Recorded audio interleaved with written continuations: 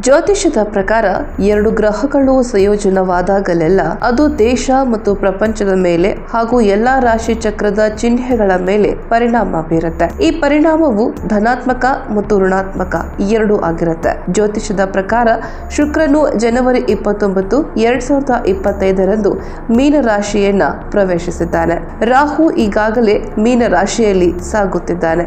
ಈ ಸಂದರ್ಭದಲ್ಲಿ ಮೀನ ರಾಶಿಯಲ್ಲಿ ರಾಹು ಮತ್ತು ಶುಕ್ರರ ಸಂಯೋಜನವು ರೂಪುಗೊಂಡಿದೆ.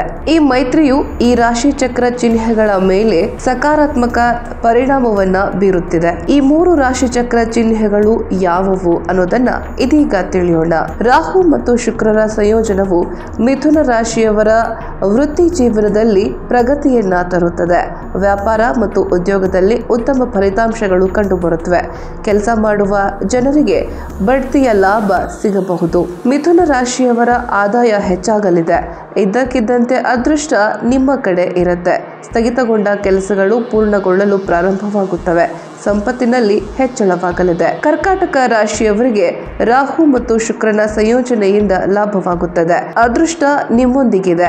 ಈ ಸಮಯದಲ್ಲಿ ಎಲ್ಲಾ ಗುರಿಗಳನ್ನ ಸಾಧಿಸಲಾಗುತ್ತದೆ. ಕೆಲಸ ಮಾಡುವ ಜನರು ಉನ್ನತ ಸ್ಥಾನವನ್ನ ಪಡೆಯಬಹುದು. ವಿವಾಹಿತರ ನಡುವಿನ ಸಂಬಂಧಗಳು ಬಲಗೊಳ್ಳುತ್ತದೆ. ಆರ್ಥಿಕ ಪರಿಸ್ಥಿತಿ ಮೊದಲಿಗಿಂತ ಸುಧಾರಿಸುತ್ತದೆ. ಆರ್ಥಿಕ ಲಾಭ ಪಡೆಯಲು ಅವಕಾಶಗಳು ಲಭ್ಯವಿದೆ.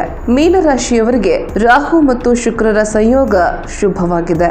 ನಿಮ್ಮ ಕುಟುಂಬದೊಂದಿಗೆ ನೀವು ಉತ್ತಮ ಸಮಯವನ್ನ ಕಳೆಯುವಿರಿ. ವ್ಯವಹಾರದ ಉದ್ದೇಶಗಳಿಗಾಗಿ ವಿದೇಶ ಪ್ರವಾಸ ಕೈಗೊಳ್ಳುವ ಸಾಧ್ಯತೆ ಇದೆ. ಧಾರ್ಮಿಕ ಕಾರ್ಯಗಳಲ್ಲಿ ಆಸಕ್ತಿ ಹೆಚ್ಚಾಗಲಿದೆ. ಸಂಪತ್ತಿನಿಂದ ಲಾಭವಾಗಲಿದೆ. ಆರ್ಥಿಕ ಪರಿಸ್ಥಿತಿ ಸುಧಾರಿಸುತ್ತದೆ. ಇನ್ನು ಸಂಪತ್ತನ್ನ ಪಡೆಯಬಹುದು. ವಿವಾಹಿತರಿಗೆ ಒಳ್ಳೆಯ ಸುದ್ದಿ ಸಿಗಬಹುದು.